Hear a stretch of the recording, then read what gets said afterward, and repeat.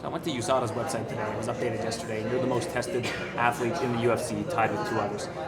Why do you think that is when you have no drug history in the sport? Why are they testing you more than others? I have no idea. Sometimes it's frustrating because literally they're like on the doorstep all the time. But the only reason why I've never really said anything about it, I mean, my teammates and everything hear me complain. I'm like, oh, USADA was at my door again this morning, and then it broke up my sleep before I came to train. But honestly, the reason why I've never really minded is because I don't mind because I know I'm clean. And then guess what? There's never going to be this question of it then. You test me, you know I'm clean, and then there's never going to be an issue about it. And so that's why I've been fine with it. It's more than once a month, though. It's getting annoying. It's all the time. Holly, the two probably most famous female fighters of all time, Ronda, Gina, right? You can argue. Both, once they lost for the first time, either left or became a shell of themselves. When you lost in boxing, somewhat famously, you came back and you wanted that fight. When you lost in MMA, you kept coming back. Why do you think it affected them? Do you think it's just a coincidence that the two most famous female athletes essentially left after losing? And why are you different? I think that, I know why I'm different in that aspect, is that I'm surrounded by people who really do believe in me and I've had a lot of things that have built into my character from when I was young. I've had my dad telling me all the time, what I'm capable of, and a lot of people start to second guess themselves and they start to think, especially after a loss, like, am I really that good? Or, was I really meant to be in this spot? Or why me? My dad goes, stop. People shouldn't be saying why me. It should say why not me? Why not me? Why is it? We're all people with equal opportunity in this life, and you're very capable of doing this. And with a loss, instead of just thinking, gosh, am I not that good, or starting to question myself, it was like, no, I don't want this for me. I want more. I want victory, and I'm going to push forward because I know I'm capable. And that was kind of engraved in me growing up, and it has helped a lot. And who would have known this was going to be my career? And after I got knocked out in boxing, another big aspect of it, which I don't know a lot of these other people who they have around them. They have people that support them, like pat their back and that love them. That's not what I'm saying, but to understand and be able to say the right things to kind of get in your head, because the fight game is a mental game, 100%. If your mind's not in there, it doesn't matter how much training you did, it doesn't matter how much knowledge you have. If your mind's not in it and you don't believe in yourself, you're not going to do it. If you don't think you can do it, you're not going to do it. That's just the bottom line.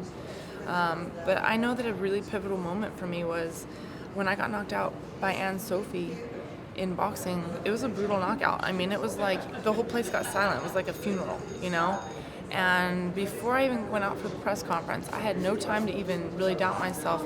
My coach pulled me aside and he looked right at me. He said, Holly, listen, you're going to go out to this press conference. And I said, yeah, because a lot of people even leave from a loss. And he's like, you're going to go out to this press conference. You're going to talk about it. You're going to face this because let's start right now. Let's fix the problem right now. I said, yeah, we are. And he said, they're going to ask you if you want a rematch. And you know what you're going to say? And I said, what's that? And he goes, hell yes. Because guess what? Muhammad Ali got knocked down and he came back, he's a legend, and I'm capable of doing this. He goes, because you're capable and you can beat her. And so without even having the minute to go home and even have one night to think, can I beat her or can I? It was just it changed my mindset right there in a time that was needed. And sure enough, I went out to the press conference and that was already my mindset. No, I want this back. I'm going to take it back. And then, of course, after doing it once, then you've been there before. No, I'm going to come back. I'm going to come back from this. And I don't know, I don't necessarily, I know that's a time people feel like they might want to give comfort, or it's like I didn't need someone to pat my back and be like, are you okay? You're okay. There's still life outside of fighting. I don't want to hear that. Because if you've been a fighter and they say, oh, it's not the end of the world. Yes, it is. That's exactly what it feels like when you lose. It is the end of the world. And I need someone that's stern. And I think that I've been very blessed to be surrounded by people that have truly believed in me without any BS, sugarcoating it, to be real with me. You lost that, and you lost it because of this, and this reason. But you're capable of this, and this. We're going to come back and we're going to do it. And those moments just help me to not ever get in that moment of doubt. People think, oh, just leave them alone for a while and let them, sulk for a while. That's the worst. You battle with your own demons, and you question yourself. And that's something that, whenever I've had losses, I just go right in the gym. I think, why did I lose? Because I need to get better. I'll just go put some work in. So further to that, is that almost a commentary on how Ronda reacted to her losses? We've never heard from her after a loss. In fact, since losing, other than, I can't even think of her addressing either of those losses publicly. I don't know, because everything that's on, social media, on the internet, whatever, do we really know what's going on in people's minds, in their hearts, and behind closed doors? We don't. So I don't know. I hope Ronda's doing well. I've never had any ill will towards her at all. But you never know. There's some things that I know for me that I would have done differently. But that doesn't, everybody's different. Even going into her, when she came back, she didn't do any media. And to me, if that was me, I'd think, as much as I don't like to do it, right? Before a fight, though, that's what you do, though, because the fight's coming. And if I didn't do it, I would feel like I'm like, is it not real? Am I not really facing what's coming? Am I not really ready? Am I not really, being honest with myself? Doing media, they're going to ask you questions that make you feel uncomfortable, like, oh, you lost this fight and you're coming back, how do you feel? They're going to ask you things that are going to cut you deep to the core. But if you're not ready to answer those questions, you're probably not ready to compete, because a fight is a very lonely place. You're in that cage all by yourself, and you need to be able to be firm, and you need to be able to be confident. And so I'm not saying that's what she was thinking, but I'm just saying if that was me, I would have done it different. As much as I wouldn't want to answer the questions, I know that I would need to, because I need to face it, because if I'm not going to, you're not being real with yourself with, oh yes, I lost. And yes, I'm back, and I'm going to show you what I've learned and what I'm going to do better at. There's odds on paper. Here's my odds. It's a 50-50 chance. You're going to win or you're going to lose. Because even a draw is a loss in my book. You're going to win or you're going to lose. And you're going to win or you're going to lose whether you say, yes, I believe in myself, or you shy around the corner. You're totally exposed. It's all you. It's you. You're in this fight in front of millions of people, and they all are going to have their own comments about it, their own ideas about it, and they can sit there and talk. And do we get to go to everybody else's life and get to have it be put in front of everybody and be able to depict and pick apart everything about it? No, but you know what? We choose to do this.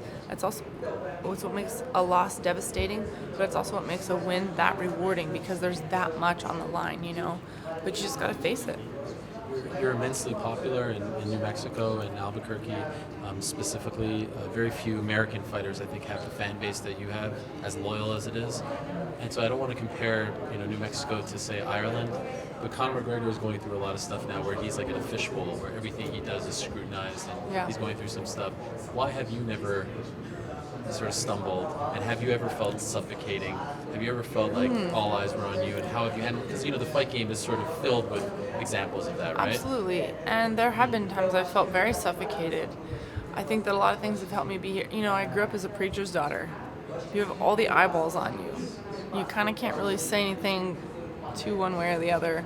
You're kind of living under a magnifying glass. It's on a very smaller scale, don't get me wrong, but people are, I remember even the church people are great, but you still like the way that, people's ideas are of living and things like that. It's are you going to go to the school dance or not? Or are you going to, even little things but I think just knowing that people were constantly watching me, I just thought, well, I'm still going to be me though. And I am very blessed that my parents allowed us to still be who we are, even though people are watching, and they wanted us to be ourselves. They wanted us to be who we were. They wanted us to have our personalities. They wanted us to have who we were and not just be, try to portray something different. So I try to be who I am, and I'm glad that people have embraced me. But there are times that, there's pressure sometimes, and yes, I feel suffocated sometimes, but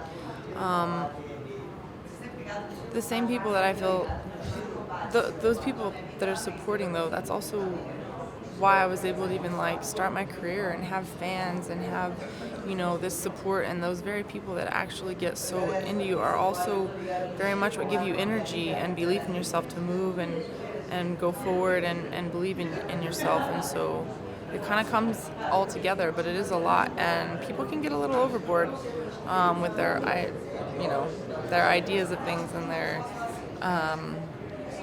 opinions of how you should be, and I just always think the people that usually are really being negative, I always think, I wonder what they're really dealing with in their own life that could be put out on paper, and that's okay. I don't want to waste any more of my energy even worrying about that. I want to be who I am. I think that being in the spotlight, you either are loved or hated. It's one or the other. And it's easy for people to turn on you in a heartbeat if you do it's like one mistake.